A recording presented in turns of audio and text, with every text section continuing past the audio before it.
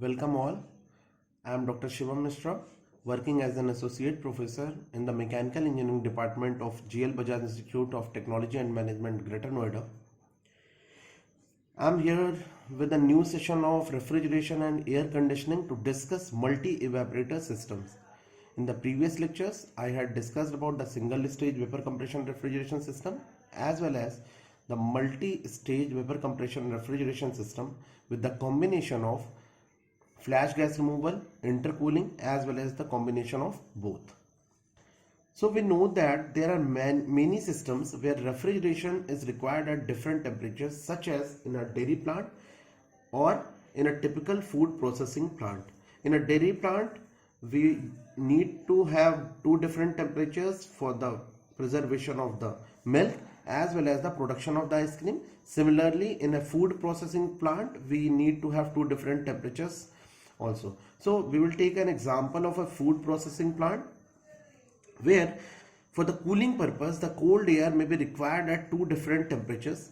One is at minus 30 degrees centigrade for the freezing of the food, another is at 7 degrees centigrade for the cooling of the food or the space cooling purpose.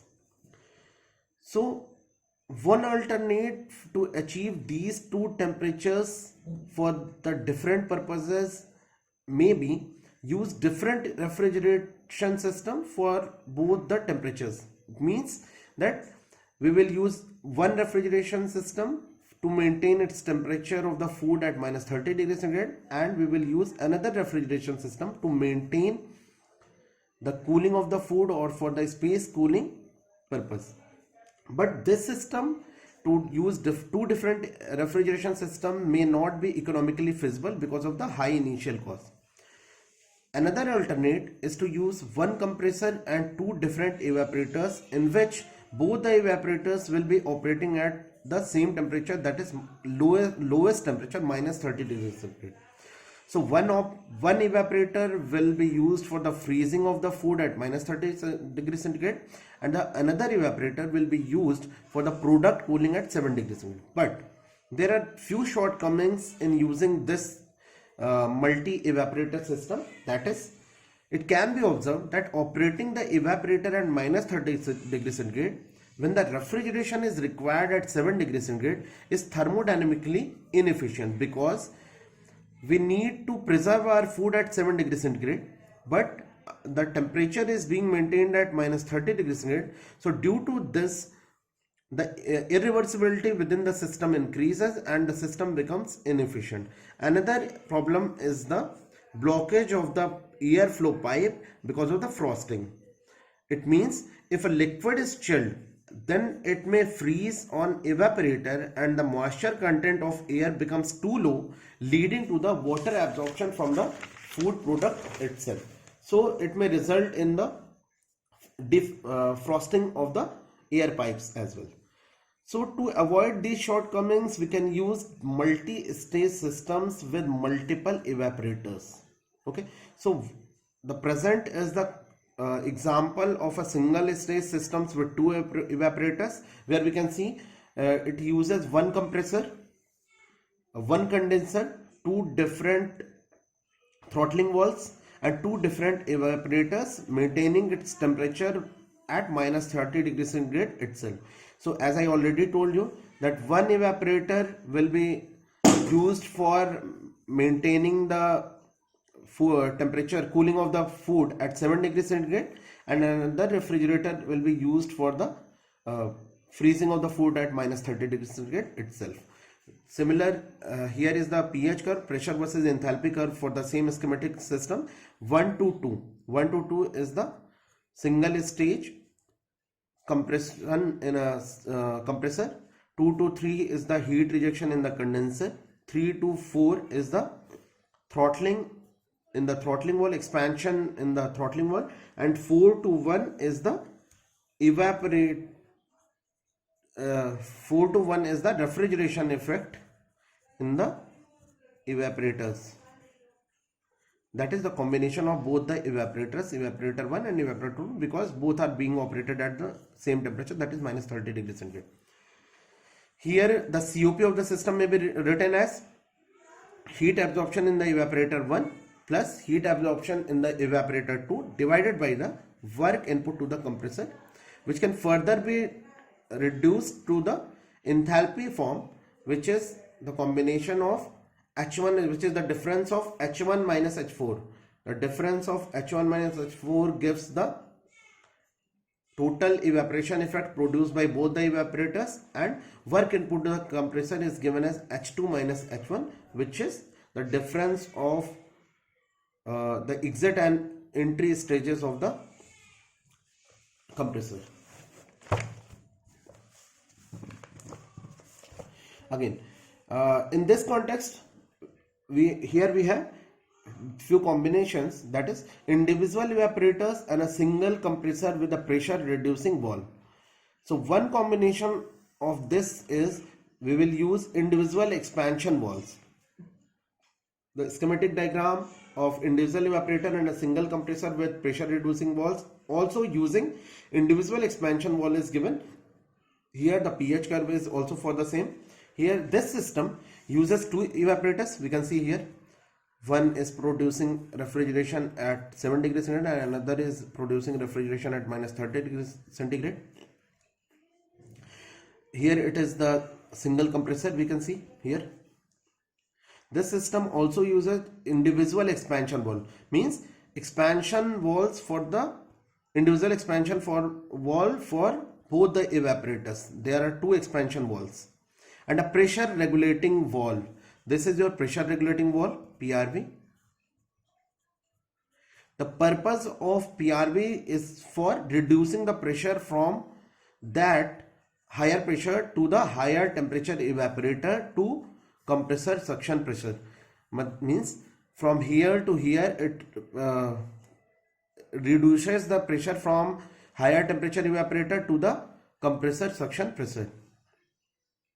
Also PRV maintains the required pressure in high temperature evaporator. Okay, so this is a schematic diagram. Here we can see one is the entry to the compressor, two is the exit from the compressor, and then it goes to the condenser where heat rejection takes place, and 2 to 3 is heat rejection into the condenser. 3 to 4 we can see that expansion takes place in one throttling valve. This is 3 to 4 in one throttling valve. And again it for this evaporator we can see this is high temperature evaporator. We can see refrigeration effect is produced as it goes to 4 to 6. So H6 minus H4 will be the refrigeration effect produced in this evaporator system. This evaporator, and there is a pressure reducing valve which reduces its pressure from 6 to 8. Okay. Another we can see that it goes from 4 to 5. Here it is the different throttling valve which reduces its pressure from 4 to 5. Then again a refrigeration effect is produced, which is the difference of H7 minus H5. So similar, this schematic diagram can also be understood from here also. 1 to 2 is your in a single stage compressor, 2 to 3 is your heat rejection which takes place in a condenser, 3 to 4 is the expansion in the throttling valve. Here we can see 4 to 6 is the refrigeration effect produced in the evaporator 1 or evaporator 2. Here it is mentioned as evaporator 2, and 4 to 5 is again expansion in the second throttling valve. 5 to 7 it is again a refrigeration effect produced in evaporator 1 which will maintain its temperature as minus 30 degrees centigrade, and then this is your combination. So it is a combination of multi-evaporator system with single compressor and individual expansion valve. This system offers advantage of higher refrigeration effect at higher temperature evaporator. That is, we can see that higher evaporator, that evaporator which is operated at higher temperature produces larger refrigeration effect in comparison to the evaporator which is operated at lower temperature. So here it is also written that similar thing is also written here. This system offers advantage of higher refrigeration effect at higher temperature evaporator against the refrigeration effect which is produced at lower temperature. But the disadvantage is counterbalanced by the higher specific work input due to the operation of compressor in superheated region. We know that if a compressor is being operated in a superheated region, so obviously the work input to the compressor increases, though we can say that it may also result in higher COP or may not also result in higher COP, because it depends on the refrigerant being used. Therefore, this arrangement may not result in any improvement in COP, because if a refrigeration is produced on higher side, it also increases the work input to the compressor as well, because compressor is being operated in the superheated region itself. Still, this system is used somewhere due to the refrigeration effect to be produced at higher temperature. So we use this system somewhere whenever it is needed. COP of the same system can be represented here. Refrigeration effect or heat absorption at evaporator 1 plus heat absorption at evaporator 2 divided by the work input to the compressor, which can be written as mass of the refrigerant entering the evaporator 1 multiplied by enthalpy difference which is being produced, or we can say this is your refrigeration effect produced in the evaporator 1 plus mass entering the evaporator 2 multiplied by refrigeration effect produced in evaporator 2 divided by total mass being handled by your compressor, that is mass of refrigerant in evaporator 1 plus mass of the refrigerant in evaporator 2 multiplied by the enthalpy difference at the exit and entry condition of the compressor. Here we can see M1 and M2 are the refrigerant mass flow rate through the evaporator 1 and evaporator 2 respectively. Mass flow rate of the evaporator 1 can be written as, we know that refrigeration capacity is given as M dot into RE. So this is your RE. This may be written as your refrigeration capacity. Here from this we can calculate this one. The mass of the refrigerant at evaporator 1 is equal to QE1 divided by H7 minus H5, and mass of the refrigerant at evaporator 2 is equal to Q2 divided by H6 minus H4. Now the enthalpy balance at point 2 can be obtained by using the mass and enthalpy balance.